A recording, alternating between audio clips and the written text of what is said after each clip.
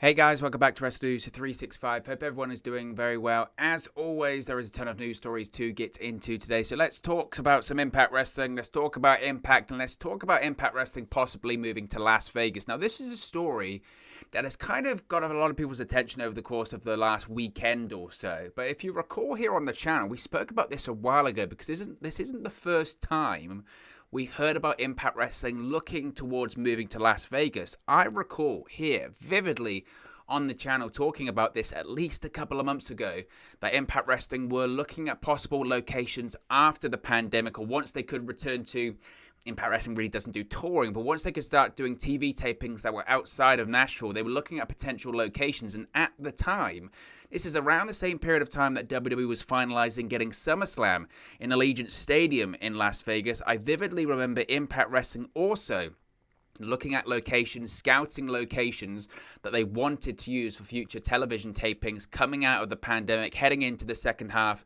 of 2021. And it's subsequently been confirmed by Dave Meltzer, but this isn't the first time we've heard this story. So Impact Wrestling officials are reportedly looking for a new home for television tapings after Slammiversary. Now, there's been talk of possibly moving Impact Wrestling television tapings to Las Vegas later this year, according to a report from the Wrestling Observer newsletter. Now, there would be fans at these television tapings if the move is officially made. Now, it was noted, of course, that Impact Wrestling would be booking, we're talking a relatively small building here. We're hardly talking the MGM Grand or anything ridiculous like that. Probably a building that holds 200-300 people, maybe a little bit more than that, maybe even less than that, considering, again, what restrictions are in place, how many people they can actually have allowed inside the building, etc., etc. So it wouldn't be a massive building if they do make the move. Now, Impact has used in the past Sam Towns Hotel and Gambling Hall in Las Vegas for various tapings in recent years. Now, the attendance has never been confirmed, but Ring of Honor reportedly drew 800 fans at their Death Before Dishonor pay-per-view at the same venue in August of 2016. Now, Impact Wrestling, of course, they first started using the 16-acre Skyway Studios near downtown Nashville, Tennessee, back in April 2016 for production. They started using Skyway for closed-set TV tapings in April of last year, of course, due to the global COVID-19 pandemic. But fans will be allowed to return for the first time since the pandemic hit, beginning at Slammiversary this coming Saturday. And as I'm sure you're aware, we have so much Slammiversary stuff that's going to be coming here on the channel this week. We have a watch-along Saturday night. We have a post-show Saturday night. We're going to have fallout from it from Sunday. We're going to have predictions. We're going to have so much stuff when it comes to Slammiversary this week. So if you haven't already and you're excited for the big show, be sure to subscribe, bottom right-hand corner. Click the notification bell. You'll be notified whenever we post an Impact Wrestling video or we go live for the watch-along and the post-show on Saturday as well. But, of course, as I mentioned, going back to this Las Vegas story, Impact Wrestling has been operating out of Skyway Studios for their television tapings since April of last year due to this global pandemic, but Slammiversary marks the return of live fans to Impact Wrestling broadcast on Saturday, which could be the beginning of a shift towards, again, I don't really want to call it touring, but I want to call it these residencies in a similar way that WWE has done when they once again starting to go a little bit back out on the road, starting to pick locations and saying, right, we're going to go here, we're going to do TV tapings here.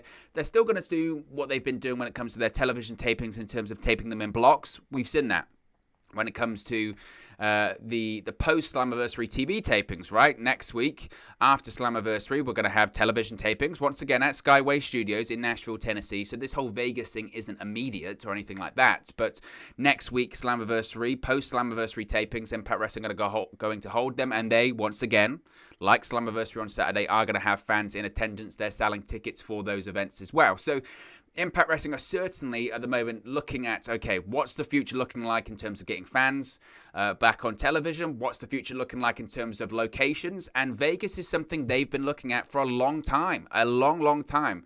So this story about Impact Wrestling looking at Vegas isn't anything new.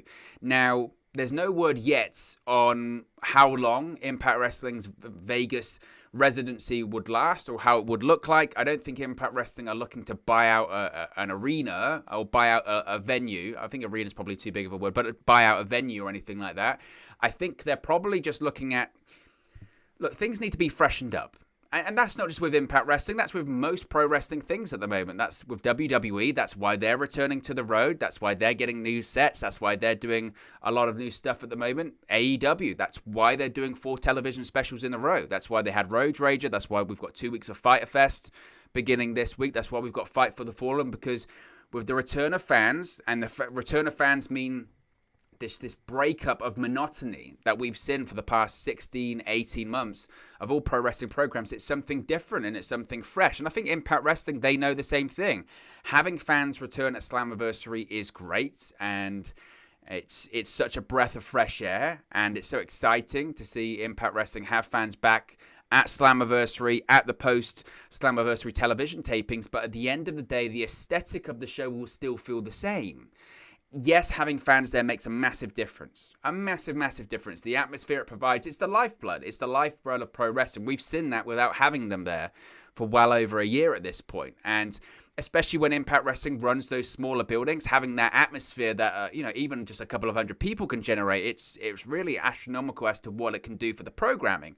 But ultimately, there's only so much they can do in Skyway Studios because it's a venue that has a certain look to it. Yes, they could maybe try and customize the set. Yes, they could maybe try and, I don't know, put the hard camera somewhere else. I don't even know if they can do that. They can try and reconfigure things, but it's still Skyway Studios. It's still in Nashville, Tennessee. And ultimately, and this is a problem they'll have once you start selling tickets, ultimately it's the same market. It's the same location.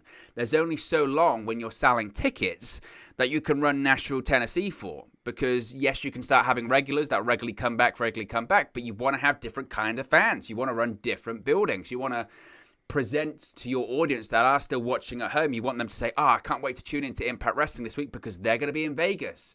And we can have some different aesthetic, and the arena setup can be different, and we can have different graphics and different kind of fans, and we can, it breaks up the monotony.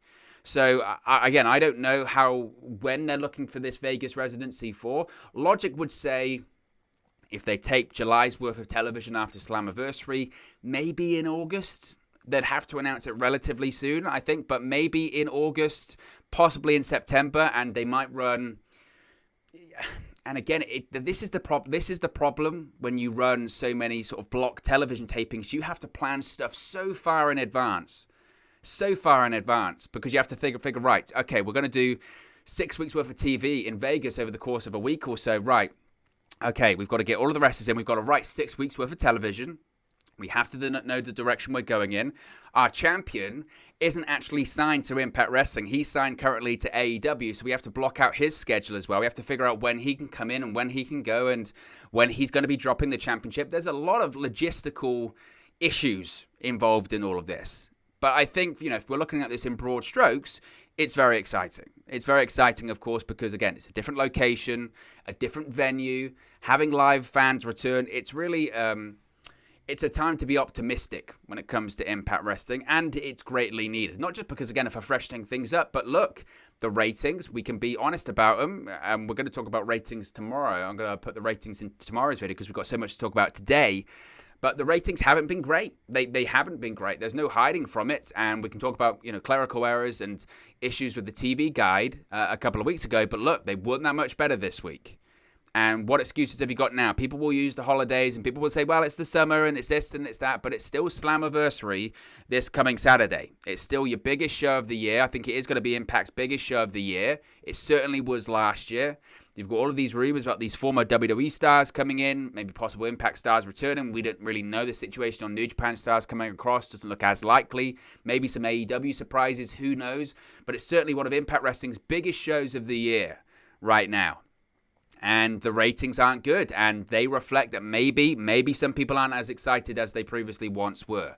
And again, if you're Impact Wrestling, you would look at that and you would say, right, we need to freshen things up. Fans are coming back, that will help, but in the same vein as WWE, in the same vein as AEW, we need to get back out on the road. We need to go to these different venues. We need to go to these different markets, and we need to generate some interest. We need to generate some buzz about the product, and that's what they're going to do. So this has been a plan for Impact Wrestling for a while. I think they've definitely picked Vegas as a location that they want. Again, I remember talking about it here on the channel at least a couple of months ago. So this has been in the pipeline a while. It's not exactly a news story. I think it's just a case of when Meltzer writes it in the Wrestling Observer newsletter, suddenly everyone goes, oh my gosh. But if you can do a Google search, it's been out there for a while. So interesting that they're going in that direction. I mean, also as well, let's be honest, Vegas stereotypically over the years for pro wrestling fans hasn't been the best market. It hasn't. I mean, even WCW, Eric Bischoff talks about it.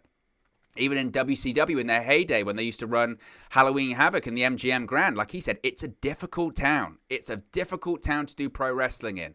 The reason being is because, yes, it's a holiday destination. Yes, it's a summer destination. That's why WWE are hosting SummerSlam there. But previously, there's so much going on in Las Vegas. What isn't going on in Las Vegas? Whether it's casinos, boxing fights, concerts, tours, you name it. There's always so much to do there that sometimes for locals or the people that have flown in, it's not the top of their priority to go watch an episode of Impact Wrestling.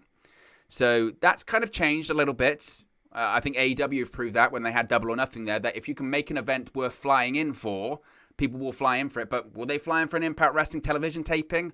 I don't know about that one.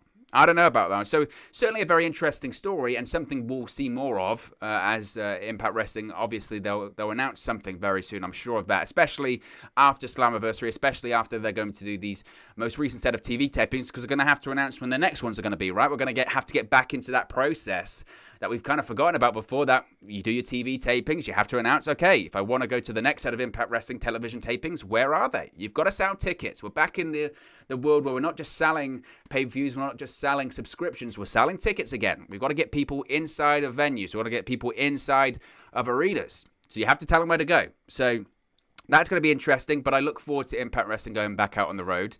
This is an interesting story about EC3, because I did a video recently and I was talking about Slammiversary 2020. Where are these people now? And one of the people we spoke about was EC3, and I said at the time how it was very interesting that he returned to Impact Wrestling for a brief second. I mean, a real brief second. He was there, well, I say a brief second. He was there for a couple of months, but he didn't do anything. He appeared in the Impact Zone once, maybe twice. The rest of the time it was vignettes, and it led to this cinematic match at Bound for Glory last year where he went off against Moose, and I say match loosely. It wasn't for me, and it felt very, very odd. The only good thing it did, I guess, was elevate Moose, but it felt like a waste considering EC3's history with the promotion. He's a former world champion. I think he had the final Impact matches of Kurt Angle and Sting. I mean, we're talking massive names. He's, pretty woven into that fabric of Impact Wrestling history, so it felt very odd of his short tenure there last year, what they did and didn't achieve. It was very, very odd. Anyway, he recently did an interview. He was hyping the recent Ring of Honor pay-per-view Best in the World, and he did the interview with, Wrestling Epicenter to promote the event. And he spoke about Impact Wrestling. Obviously, he spoke about Ring of Honor, etc. But we're talking about Impact Wrestling here. So he did return to Impact Wrestling briefly after being released by WWE last year. Appeared at Slammiversary, reuniting with the company that gave him his first major push several years ago. But EC3 states that wasn't so much about him returning to Impact Wrestling, but it was about helping someone out that he considers to be a major talent. This is what EC3 had to say, quote, that was not about me. It was about Moose, because Moose has a talent, and what the essential character sees is talents who don't truly show who they are. I wanted to bring that out of him. That was my sole reason for returning to Impact. That, and also to end Ethan Carter III once and for all. That name serves me no more. So he basically, I think he's a bit in character, I must say. But he was basically saying, look, I wanted to come back because I wanted to put over Moose, and I wanted to end Ethan Carter III. I wanted to end my Impact affiliation. I wanted to end that Impact character, and I wanted then to go to Ring of Honor and do something different and do something else. Look, I'm a big fan of EC3. I thought, like many people, it's not hard to say, he was greatly underutilized in WWE, and look, he got burnt the first time he was there. He left, made a name for himself in Impact Wrestling, made a big name of himself in Impact Wrestling. I mentioned, former world champion, had massive matches in that company during a very difficult time in Impact Wrestling history. Went back to WWE, and I think a lot of people thought him going back to WWE, right, finally, they know what this guy can be and what they have. He got called up to the main roster very quickly, didn't do a whole amount really in NXT, was part of that inaugural North American Championship ladder match. NXT was at TakeOver New Orleans. He was part of all that, but he got called up to the main roster fairly quickly, and I think a lot of people thought, right, Vince McMahon would look at someone like EC3, in terrific shape, can talk. Maybe not the best worker, but certainly can talk and's got a look. That's all Vince McMahon cares about. This guy's going to be money. And he had that feud with Dean Ambrose. When Dean Ambrose was out the door, people were cheering Dean Ambrose. Why? Because they don't like WWE and they didn't like the way Dean Ambrose was being treated. And would you know it, EC3 gets punished for that, and we barely ever see him again. If it's not a main event or something like that, he was gone, poof. And it didn't work out for him. And once he was released last year, like a lot of people were excited because they thought, finally, this guy has so much potential. Not just potential that we haven't seen, that we have seen in Impact Wrestling. He's got so much potential. He could be so great. So he had a lot of buzz about him, Arguably, he was one of those stars that had the most buzz about him coming out of WWE last year, even though he hadn't been used, because everyone said it's a crime how badly this guy isn't being used.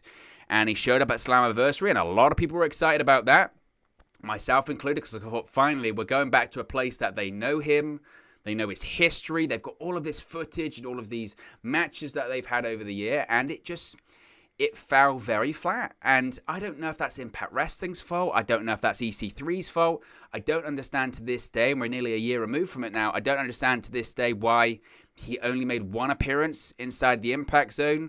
I think, on paper, EC3 versus Moose, that should be a tremendous feud. And it just, every single week was a vignette. It was nothing really inside the arena, and they did a lot of, he stole the TNA World Heavyweight Championship at the time, and again, on paper, from a storyline point of view, you go, that makes so much sense. He was a former TNA World Heavyweight Championship. He won that title, and if he wants to destroy that and the remnants of his past, that can make a lot of sense, but just in vignettes, you don't do that, and it became so granular, and it became so, it's constantly, we're talking in myths and riddles and metaphors and control your narrative. It was just trying to be too much. It was trying to be too clever. And by all accounts, EC3 has done an interview previously where he said, no, the idea was I was going to wrestle Moose inside of the ring at Bound for Glory. I was going to have a match. And then, for whatever reason, the Impact Wrestling officials said, no. We want to have a cinematic match. And it just wasn't for me. And did they achieve the purpose of getting Moose over? I think they did. And maybe that's all that matters there. I just think it could have been so much more. And you look at the roster that Impact Wrestling has, and you look at EC3 and the talent that he has, you could say, there was way more there for him to do. And, maybe he just felt like, look, I've done it. I've done Impact Wrestling before. It's like the Doors and the Ed Sullivan Show. You'll never work the Ed Sullivan Show again. We just did. So I don't need to do it again. And maybe it's like that. Maybe he just felt, in my post-WWE career, I don't want to go back to what I did before. I want to go back to something new, and that's Ring of Honor. So fair play to him. He's been doing some good stuff in Ring of Honor. He was injured for a while. Can he be ROH World Champion? Sure. Why not? I don't see any reason why he couldn't be. I just think, I felt that there was a bit of a miss. And over a year now removed, does he have that momentum or feel of just, man, this guy can do so much in his post-WWE career that he had? I think the answer is no. And I don't know if that's because of the injury. I don't know if that's because of the Impact run.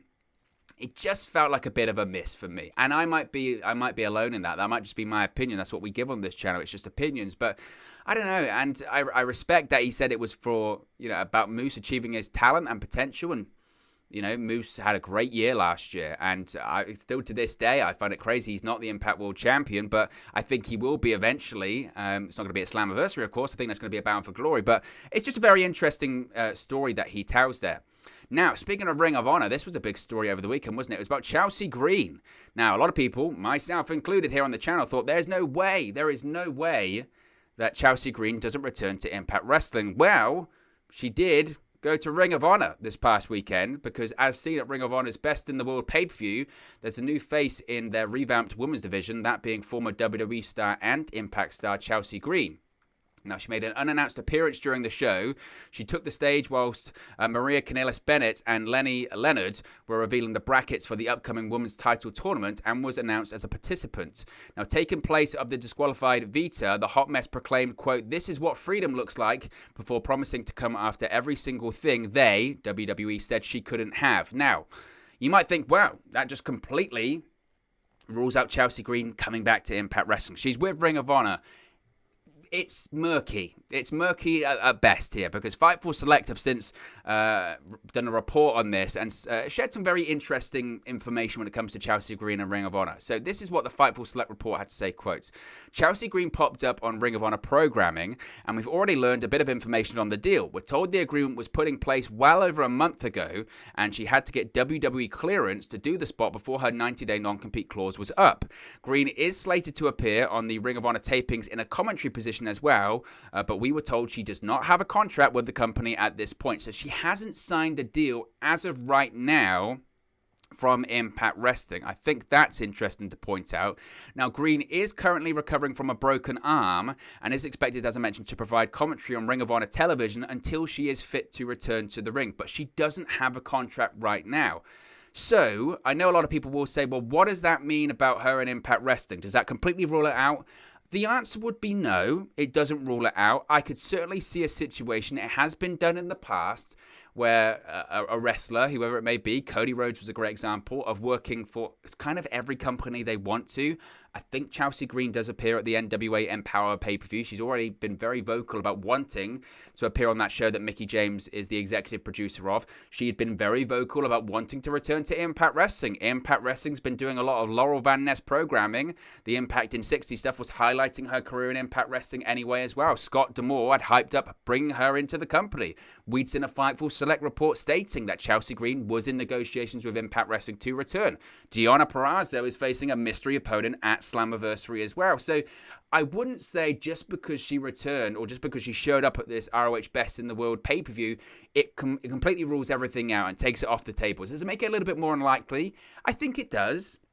But I don't think it rules anything out. You have to realize with certain pro wrestlers, when they leave WWE, they have all the power. They do have all the power. They have all of these companies, whether it's Impact, whether it's Ring of Honor, whether it's the NWA, whether it's MLW, New Japan, whoever. They have all the power because they want to sign Chelsea Green. They want to sign Chelsea Green to a contract, and it's up to her to say, well, you know, I do want to appear, but I also want to appear for Impact. I also want to do an NWA, that pay-per-view. You know, I won't sign a deal unless I can have these things put in writing. Sometimes it works out for you, sometimes it doesn't.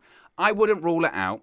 Matt Cardona was asked about this as well in an interview. He said, quote, I don't know the exact date she's able to work, but I think it's a couple of days before July 17, which of course is Slammiversary. Impact on July 17 has Slammiversary. Things may work out that way. That's the best thing about wrestling. Anything can happen. At last year's Slammiversary, a couple of free agents showed up. It may happen again this year. Look, I'm still going to go with I think she will show up for Impact Wrestling at this point. I just don't think she's going to sign a contract with anywhere for a while. Matt Cardona did a similar thing. A lot of people do a similar thing when they go, you know, well, I don't really want to be tied down. I don't want to do this. I don't want to do that. The ball's in her court right now. So whilst she did appear for ROH, whilst I do think she'll be part of that Women's Championship tournament, she might just be part of the tournament. That's it. She might have agreed to come in for the tournament and not win it, not sign a contract, not do anything. I just want to do a couple of appearances. Then maybe she does sign with Impact. Maybe she signs with the NWA. Maybe she shows up on AEW television. The ball's in her court right now. I still think, and again, this was my prediction from the start, I do think she'll return to Impact. Maybe she just won't sign a deal with Impact Wrestling. They've been doing that for a lot of people for the course of the last 12 months. You don't have to sign a contract. You can come and do a few appearances. So maybe it'll be the same for Chelsea Green. Time will tell. Finally, yes, Austin Aries. I know what people... I can already hear people rolling their eyes and groaning. Anyway, Austin Aries has teased a possible return to Impact Wrestling. Of course, he's a former 3-time Impact World Champion, 6-time X Division Champion. But a fan posted on Twitter over the weekend a image of Austin Aries winning the X Division Championship. It said, quote, on this day in 2014, Austin Aries won the TNA X Division Championship for the 5th time. And Austin Aries, quote, tweeted that, quote, you know, I've always liked the number 6, ... at Impact Wrestling. Well, I think that this is laughable. I see no scenario where Austin Aries returns to Impact Wrestling in the near future whatsoever. If you just look at the way he left Impact Wrestling in 2018, he left and he had a real-life beef during his feud with Johnny Impact, John Morrison. It's believed both men took things too far, and the work turned into a shoot, and we had the Austin Aries no-selling John Morrison or Johnny Impact's finish at Bound for Glory, and he left, he flipped off the crowd, all that kind of stuff. It was just, it was ridiculous. It got a lot of people talking, but it was ridiculous. That's the way he left the company at the time, and it felt like he'd burnt a lot of bridges in the company. That was then. That was 3 years ago. The Austin Aries that we have seen over the course of the last 18 months during the pandemic is far worse than that Austin Aries that was at Impact Wrestling in 2018. Austin Aries, his reputation has never been great in terms of, being difficult to work with, not wanting to do jobs, not wanting to do creative, etc., etc., etc. That's been a reputation that has dogged him for years.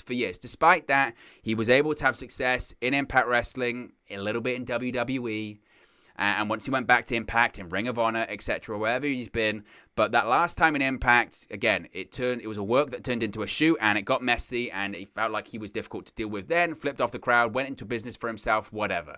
He left. But in the last 18 months, the pandemic version of Austin Aries we have seen this guy spread conspiracy theories, attack people for wearing masks or getting vaccines or not believing in the pandemic. I mean, just ridiculous, nonsensical stuff, dangerous stuff. And it's a situation whereby, look, I support people's freedom of speech, but it doesn't mean that Impact Wrestling should give this guy a platform, and that's what it is. And I just said Impact Wrestling doesn't need it. They just don't need it at this point. They don't need him, and they don't need all the baggage that comes with him. And if Impact Wrestling was truly struggling, you could make an argument for that, but they're not. They've got Kenny Omega as the world champion right now, and they've got fans returning soon, and people go, oh, what a great heel. No, forget pro wrestling. We've seen this guy's true colors over the course of the last 18 months, and I have no interest in seeing him in any pro wrestling company, let alone Impact Wrestling. But look, guys, as always, this is just one man's opinion. What are your thoughts on all of the Impact Wrestling news stories we've spoken about today? Let me know your thoughts in the comment section below. I'll do my best to respond and reply to all of your comments. Really enjoy interacting with you guys, talking about Impact Wrestling, WWE, AEW, New Japan Pro Wrestling, all things pro wrestling here on the channel. So be sure to get involved in the community. Drop a comment below. All opinions are welcome. If you have enjoyed this video, please do smash a like on the like button too. Really does help us out here on YouTube, get the rankings, and get into people's recommendation feeds if they haven't seen our videos previously. But most importantly, if you haven't already, please do subscribe to Wrestle News 365. You can do that by clicking the bottom right hand corner of the screen right now, or if you wait a few seconds, there'll be a subscribe button at the end of this video along with another video for you to watch. Thank you very much for watching, listening, streaming, or have you come across this video today, and I'll speak to you again very soon. Hey guys, thank you for watching, listening, streaming, or however you come across this video today. Be sure to click on the video on the right there to watch our next video, or click the bottom there to subscribe, or the bottom right hand corner. Thank you very much, and I'll speak to you again very soon.